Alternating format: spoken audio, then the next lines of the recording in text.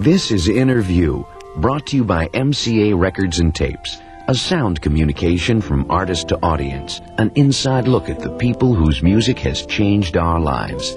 Now, with another Innervew, here's Jim Ladd.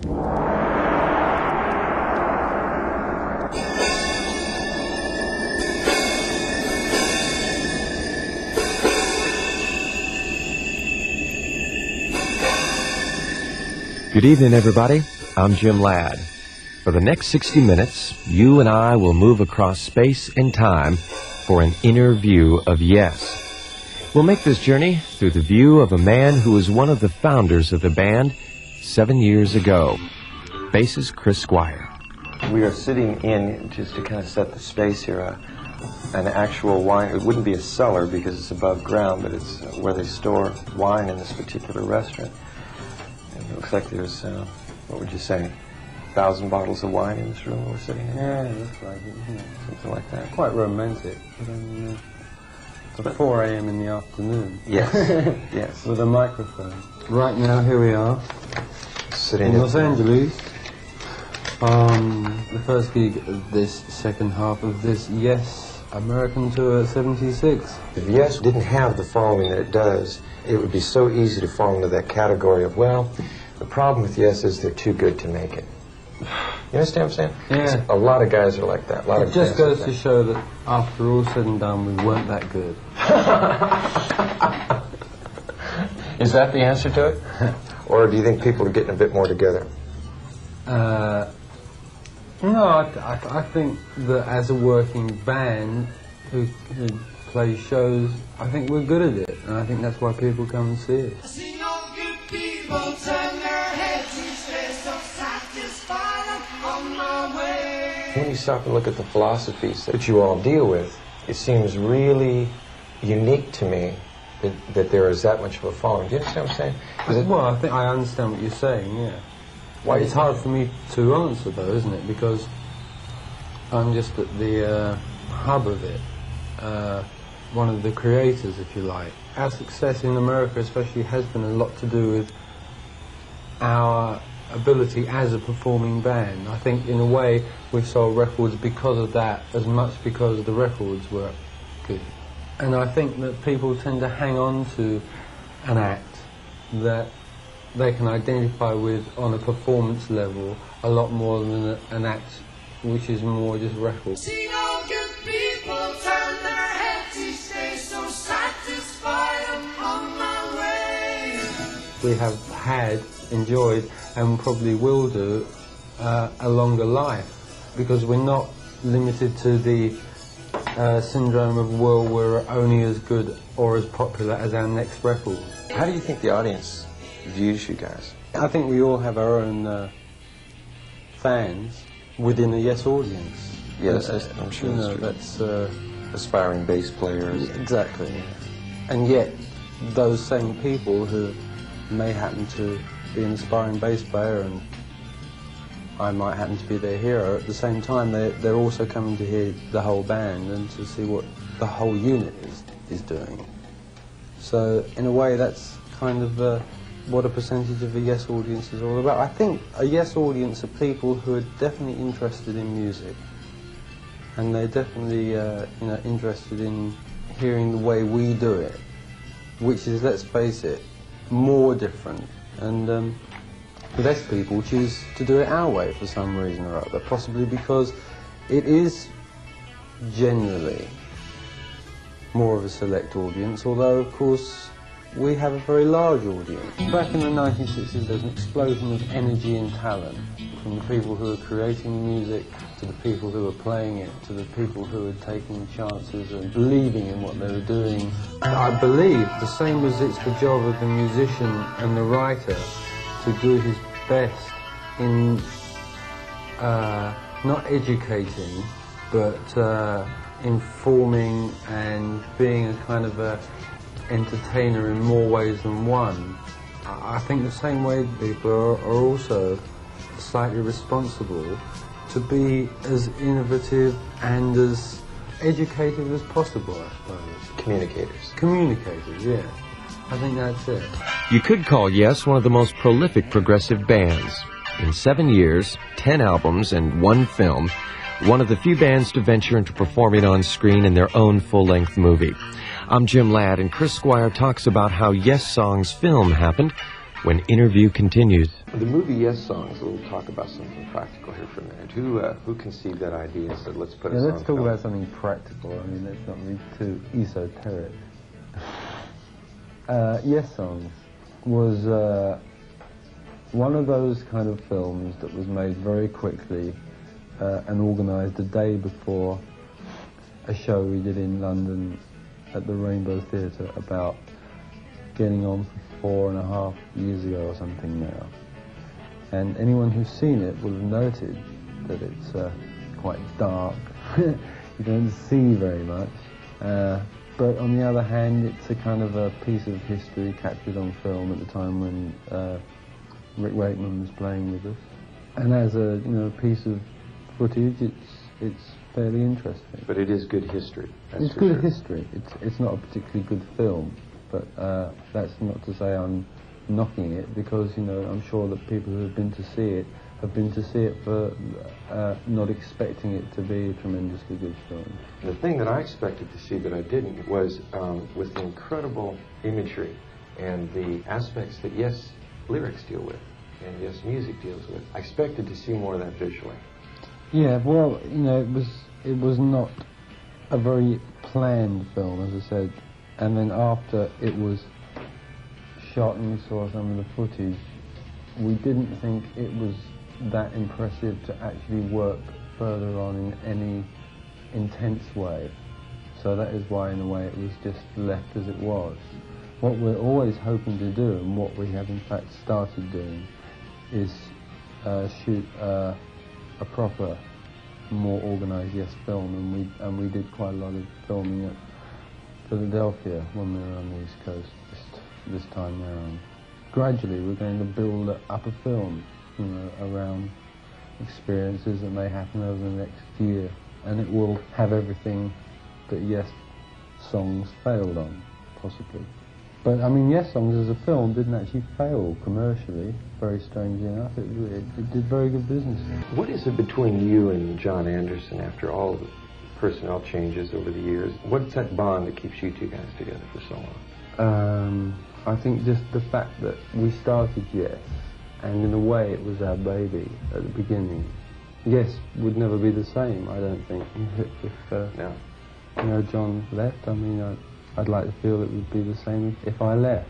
Yeah. And really, that now applies to everyone. It takes a few years for people to identify new musicians. Do you think it was hard for Patrick, excuse the term, in the wake of Rick, to come in and go, yeah, this new guy? Sure it was, but he had the enthusiasm and the want to do it. It's hard, yeah. I think the only stimulant he took was drink, period. And he said that he would fire anybody in his particular band, and he was on his own at that time, that he caught smoking a joint. Well, he played beer music. Yeah. I mean, everyone, I think people go through phases in their life where they start believing heavily in a particular stimulus drug they take, whether it be marijuana, cocaine, heroin, or sex, whatever people are into. Yeah. They tend to sometimes get caught up in their own thing and get suspicious of something else. It's all the same energy, just being directed. So, Rick was very much into a beer thing. Everyone knows what's cool and what's not cool, and what you can do all the time and what you can try occasionally. Mm-hmm. Is it kind of this common sense thing you were talking about before? Yeah. I mean, you can never judge other people and what they do, but at the same time you can express your opinion to them. Or relate your experience, where you've been, and the fact that you maybe tried something and went on to something else. Yeah, that's what I think is pretty good about rock concerts over here, when someone gets up on stage and starts saying, hey, someone's walking around with some THC, which is really a WX3 or something. Don't try any of that. I mean, in a way, it's good. It's like the magazine High Times. I mean, as much as it's kind of ridiculous that there can be a journal on drugs. At the same time, it can only be doing good in lots of ways because people are doing drugs, and so anything that's informing them in a nice way and not in a you will do this, you will not do that way is something that is going to help a drug problem more than any thousands of dollars spent on upholding laws. What do you mean, I'll be the roundabout?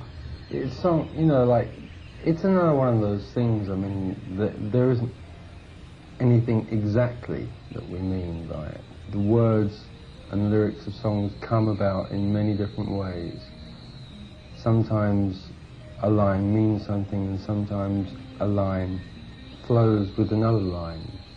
You know, that words are just there to be used in different ways. If I listen to a song of somebody else's, I try and catch the meaning. Undoubtedly.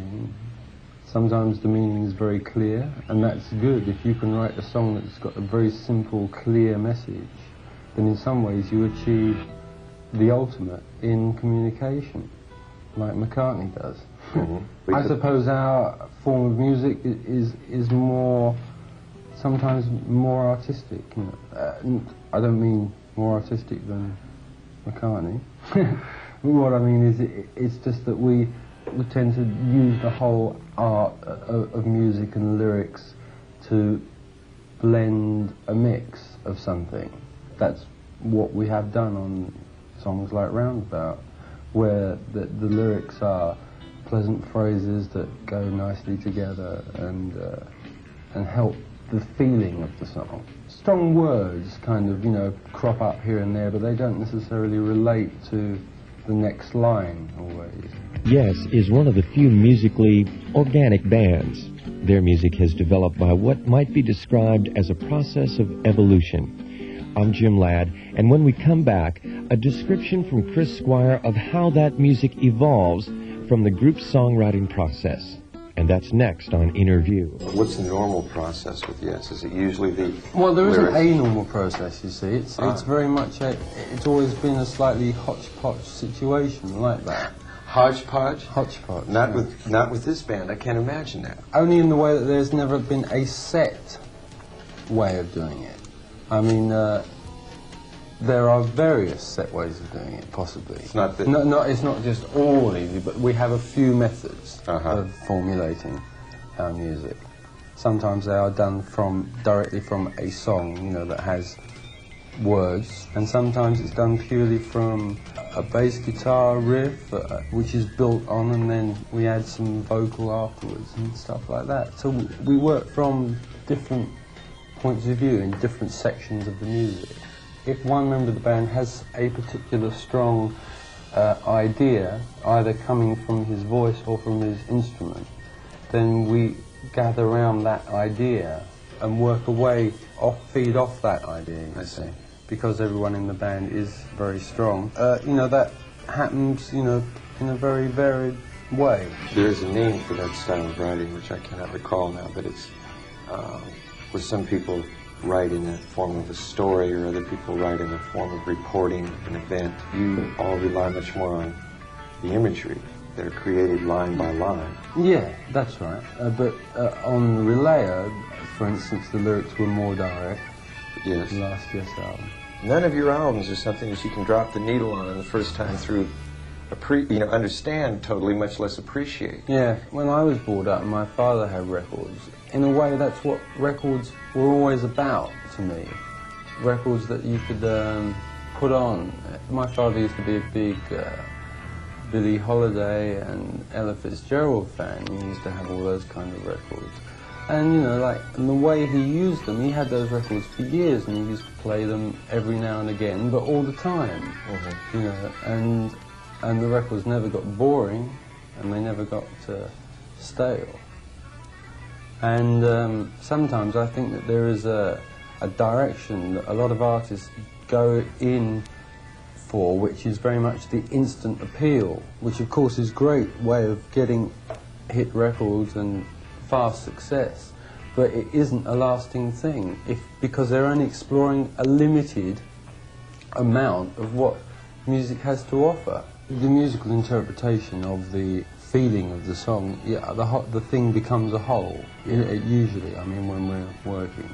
You see, quite often we won't be working from a song as such, we'll be working from the music, and we get a long way with that. And then, as on Relaya, John then went and wrote the words. Even though the tunes and fragments of ideas were there, the actual words were written to interpret the music. Rather than the other way around. Yeah, on Gates of Delirium. What was it in Chris Squire's life that turned you from being a normal English human being into a person who would deal with the subjects that are dealt with, let's say, for example, in Tales of Topographic Oceans? Well, music, I suppose. I suppose music has been the key to my life, and I think everything else stems from the music, from my point of view. The subject matter of Topographic Oceans was honestly more John's lyrical ideas.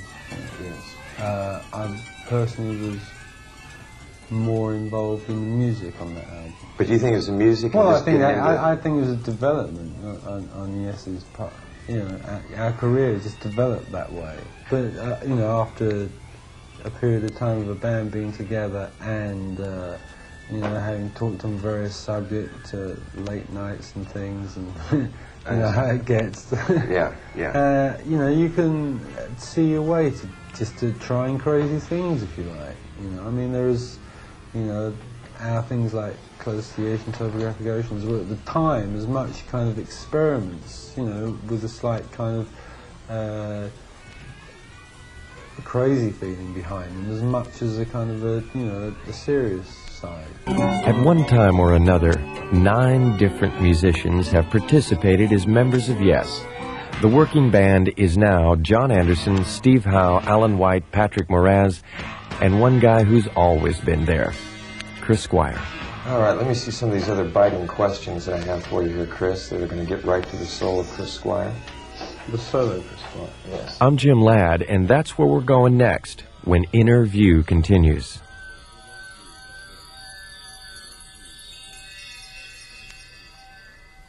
The solo Chris Squire. Yes. Well, however mellowed out life becomes, there still has to be life and spirit and a bit of, you know, excitement attached to it.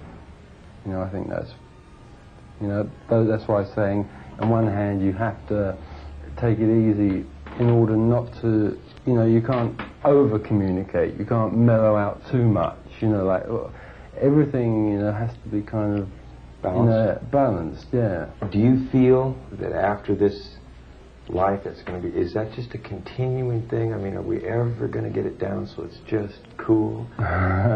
Is that ever going to happen, or is that not supposed to happen, or how do you look at that? I see a world kind of unity in my lifetime. The spirit with the knowledge, that's where I see the spark coming out. That it's turning it from the dream into the reality. Do you see that? Yes, yeah, I think that's very possible. Do you think it's possible in our lifetime? And when I say reality, let's use general terms like a world. I don't know. I mean, see, the thing is, everything does speed up at the same time. I mean, what you see could possibly happen in 10 years' time. In 5 years' time, you might see that it's going to happen much quicker, you know, because things... It's a bit like a snowball, isn't it? Going real fast every day. Yeah. Yeah, it's almost like you can feel the wind of change blowing, you know, past your ears. That's right, yeah. It's an amazing thing. Times they are changing, as someone once said. An American, I think. The soul of Chris Squire. What is your main vehicle, and I will say probably beside music, since music is probably your biggest vehicle for expansion and soul searching. Do you have any others that you're into? My family is my other big thing in my life, you know. I mean, it's amazing, you know, like, they've come through the whole kind of movement with me, in a way. You know, I'm happy with the way the kids are growing up, the way they are and everything. And Children of the Revolution, are they? So they're heavy. I mean, my 6-year-old can have a conversation that's on the level of most, 16-year-olds, and that's the development, the spiritual development. This word spiritual, it sounds very religious, and in a way it is, but in another way it's very down to earth.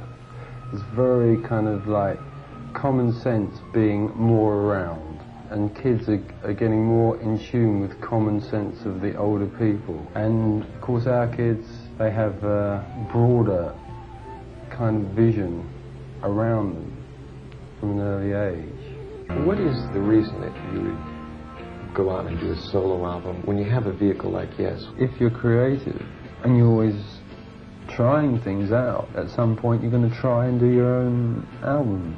I think, after 10 Yes albums, I was ready to go and do it. What do you hope for your personal being, your spiritual growth?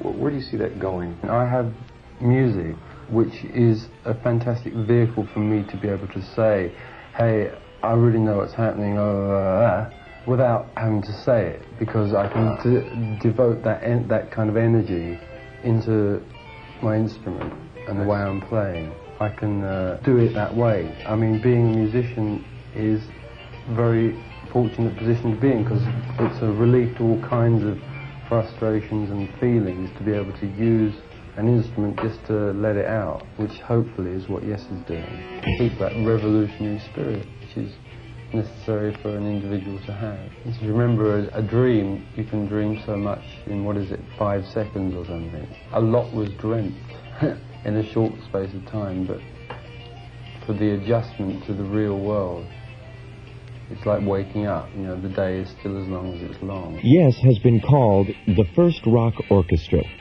because their mixture of musical flavors literally spans the centuries and the continents. From classical to jazz, folk to rock, blended personal musics that became a single odyssey across space and time. A journey, if you will, through a new musical landscape. Our thanks to Chris Squire. Thanks to everyone who's been into Yes and stayed with us. And we'll try and be around for a lot longer, we hope, to give back to you what you've given us. Well, then let me thank you as a spokesman for all of the people who have, and I mean this sincerely, really gotten something from Yes, beyond tapping their foot, and that, have learned something from what you guys have put out. And I will just say thank you for all those people who can't physically be here, but I'm sure would really want to let you know that, that they've gotten something from you guys. Okay, thank you. All right, man. And most importantly, thank you for joining Chris Squire and me for this interview of Yes. I'm Jim Ladd.